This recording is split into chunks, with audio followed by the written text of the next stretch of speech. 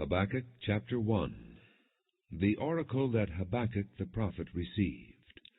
How long, O Lord, must I call for help, but you do not listen, or cry out to you violence, but you do not save? Why do you make me look at injustice? Why do you tolerate wrong? Destruction and violence are before me. There is strife, and conflict abounds. Therefore the law is paralyzed, and justice never prevails. The wicked hem in the righteous, so that justice is perverted. Look at the nations and watch, and be utterly amazed, for I am going to do something in your days that you would not believe, even if you were told. I am raising up the Babylonians, that ruthless and impetuous people who sweep across the whole earth to seize dwelling places not their own. They are a feared and dreaded people. They are a law to themselves and promote their own honor. Their horses are swifter than leopards, fiercer than wolves at dusk. Their cavalry gallops headlong. Their horsemen come from afar. They fly like a vulture swooping to devour. They all come bent on violence. Their hordes advance like a desert wind and gather prisoners like sand. They deride kings and scoff at rulers. They laugh at all fortified cities. They build earthen ramps and capture them. Then they sweep past like the wind and go on, guilty men whose own strength is their God. O Lord, are you not from everlasting? My God, my Holy One, we will not die. O Lord, you have appointed them to execute judgment. O Rock, you have ordained them to punish. Your eyes are too pure to look on evil. You cannot tolerate wrong. Why then do you tolerate the treacherous? Why are you silent while the wicked swallow up those more righteous than themselves? You have made men like fish in the sea, like sea creatures that have no ruler. The wicked foe pulls all of them up with hooks. He catches them in his net. He gathers them up in his dragnet, and so he rejoices and is glad. Therefore he sacrifices to his net, and burns incense to his dragnet, for by his net he lives in luxury, and enjoys the choicest food. Is he to keep on emptying his net, destroying nations without mercy? I will stand at my watch, and station myself on the ramparts. I will look to see what he will say to me, and what answer I am to give to this complaint. Continuing with Habakkuk chapter 2. Then the Lord replied, Write down the revelation and make it plain on tablets, so that a herald may run with it. For the revelation awaits an appointed time. It speaks of the end and will not prove false. Though it linger, wait for it. It will certainly come and will not delay. See, he is puffed up. His desires are not upright, but the righteous will live by his faith. Indeed, wine betrays him. He is arrogant and never at rest, because he is as greedy as the grave, and like death is never satisfied. He gathers to himself all the nations, and takes captive all the peoples. Will not all of them taunt him with ridicule and scorn, saying, Woe to him who piles up stolen goods, and makes himself wealthy by extortion? How long must this go on? Will not your debtors suddenly arise? Will they not wake up and make you tremble? Then you will become their victim. Because you have plundered many nations, the peoples who are left will plunder you. For you have shed man's blood. You have destroyed lands and cities and everyone in them.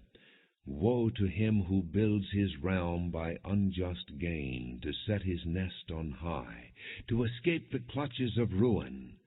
You have plotted the ruin of many peoples, shaming your own house and forfeiting your life. The stones of the wall will cry out, and the beams of the woodwork will echo it.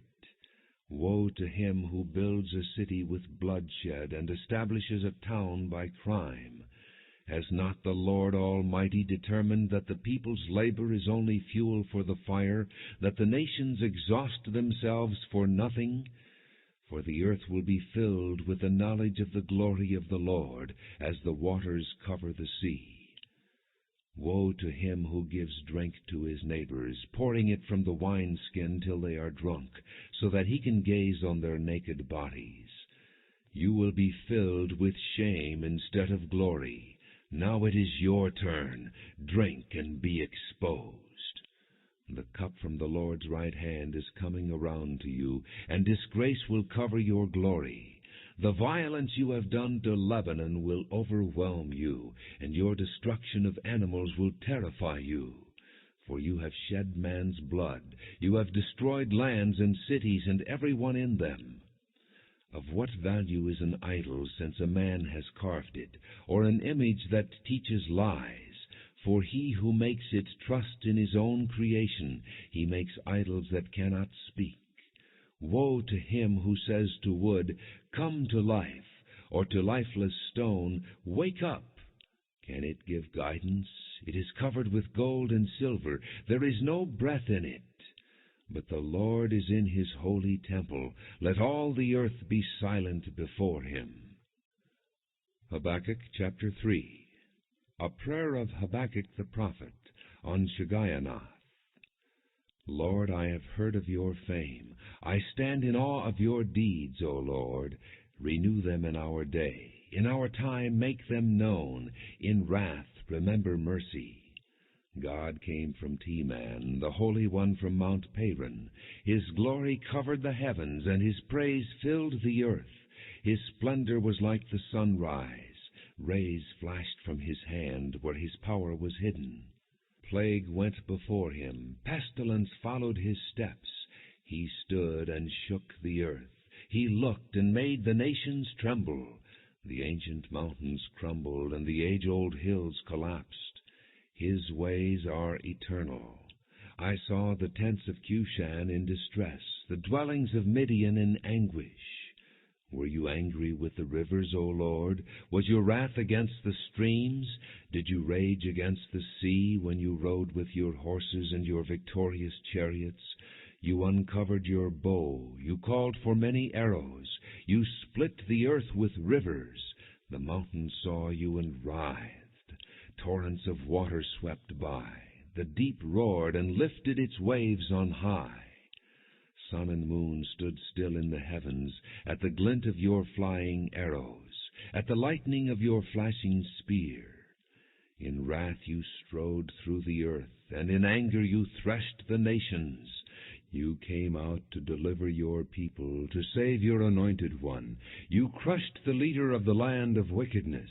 You stripped him from head to foot. With his own spear you pierced his head when his warriors stormed out to scatter us, gloating as though about to devour the wretched who were in hiding. You trampled the sea with your horses, churning the great waters. I heard and my heart pounded. My lips quivered at the sound. Decay crept into my bones, and my legs trembled. Yet I will wait patiently for the day of calamity to come on the nation invading us. Though the fig tree does not bud, and there are no grapes on the vines, though the olive crop fails, and the fields produce no food, though there are no sheep in the pen, and no cattle in the stalls, yet I will rejoice in the Lord. I will be joyful in God my Savior. The sovereign Lord is my strength. He makes my feet like the feet of a deer. He enables me to go on the heights. For the director of music, on my stringed instruments,